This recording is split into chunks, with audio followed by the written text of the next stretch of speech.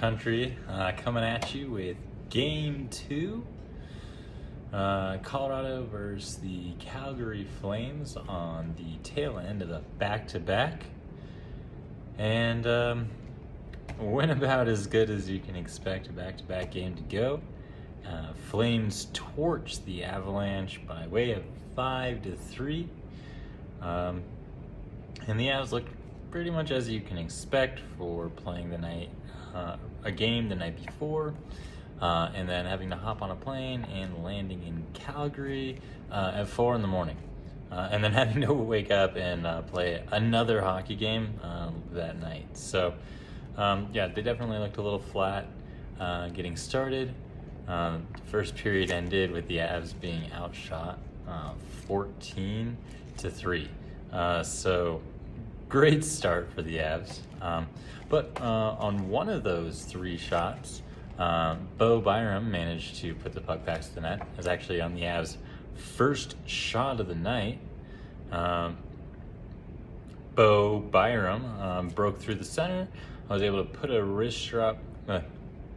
Bo Byram broke through the center and was able to put a wrist shot above Markstrom's shoulder for his first goal of the season, actually putting the Avs up 1-0 early in the first period. It gave me a little bit of a false sense of security. I thought maybe the Avs were going to show us a different game than what was expected. But about 5 minutes later, I was quickly able to see that this was going to be the game that I definitely thought it was going to be. Somehow the Avs did manage to survive the first period, tied 1-1, with the tying goal coming from Brett Ricci.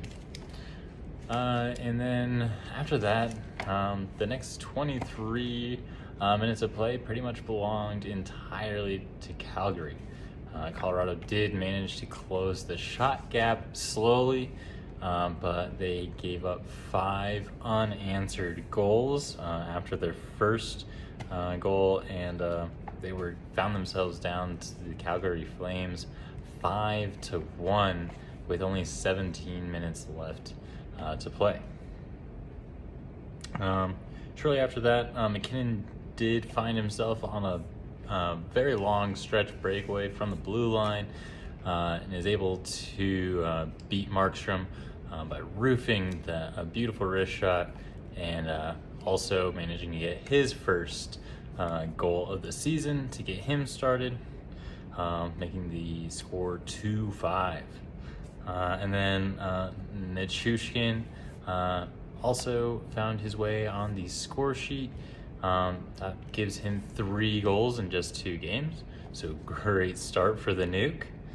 And his goal came off a Avalanche power play about midway through the 3rd period.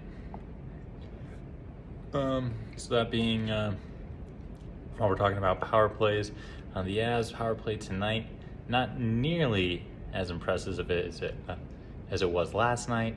Last night the Avs went 4-4-6, or about 66% on the face-off or on the power play, and tonight they went 1-for-4 on their opportunities, falling to just 25% on their power play opportunities. However, the special teams did look a little bit better on the penalty kill end. They only went 2-for-5 on the penalty kill tonight, so although you'd like to get those 2 goals back, it was not entirely the death of them. Frankie, I thought, looked great. Despite letting 5 goals in, he did not get a lot of support from the guys in front. Early in the game, like I said, the Avs had a rough first period, allowing 14 shots in the net. Actually, when we went into the first period, the scoreboard was actually showing that 17 shots had hit Frankie, but they did take 3 of those shots away during the intermission. So he basically got shelled during the first period, and then during the second and third, as the Flames got further and further ahead, they also found themselves with a lot more breakaway opportunities and two-on-one, three-on-one opportunities as the Avs started to get their defensemen further and further up into the play, trying to close that gap. That kind of brings us to the end of the game. Not a whole lot of takeaway from this. Basically, went as you would expect. Like I said, the second half of a back-to-back to go, especially with a team as strong as Calgary looks this year. That brings us into our stars selection. Of course, I wanted to go with somebody from the Avs, but I really felt bad doing so since pretty much everybody had something that you could call out with their game. The Avs looked very flat, and not fair to award poor gameplay. So I am going to have to jump across to enemy territory on this selection here, and I am going to go with Mackenzie Weegar. Mackenzie Weegar making his debut performance with the Calgary Flames, coming from Florida last year, and he ended up the night with 2 assists on the 5 goals for the evening. So I went ahead and gave him the assist, since 2 points on your opening night with a new team is not a bad look.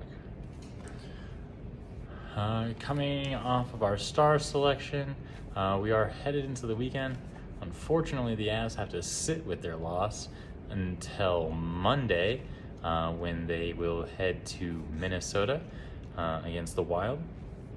But in the meantime, we do still have some hockey. The Eagles and our ECHL affiliate, the Utah Grizzlies, both have their opening weekend of hockey starting this weekend. So the Eagles will be taking on, it looks like, the Texas Stars in Texas, and the Grizzlies are headed to Rapid City to take on the Rush, both with Friday, Saturday games scheduled back to back.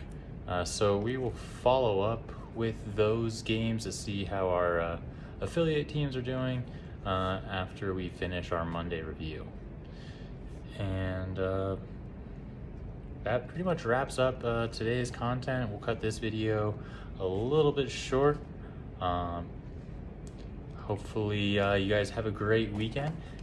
Even though the Avs don't play until Monday, there should still be some exciting hockey to watch. The Kraken somehow managed to beat the Kings tonight, 4-1. So I'm gonna go check that game after putting this video up, because they have made some big upgrades on the Kraken shooting line, and I'm pretty excited to watch them throughout the season. The Ducks game last night was pretty tight to the end. It ended up going to a to overtime, with the Ducks pulling out the 5-4 victory. So it was a nail biter. I'm pretty excited to see how that season goes. Their mascot sucks, but the offensive improvements have been pretty exciting.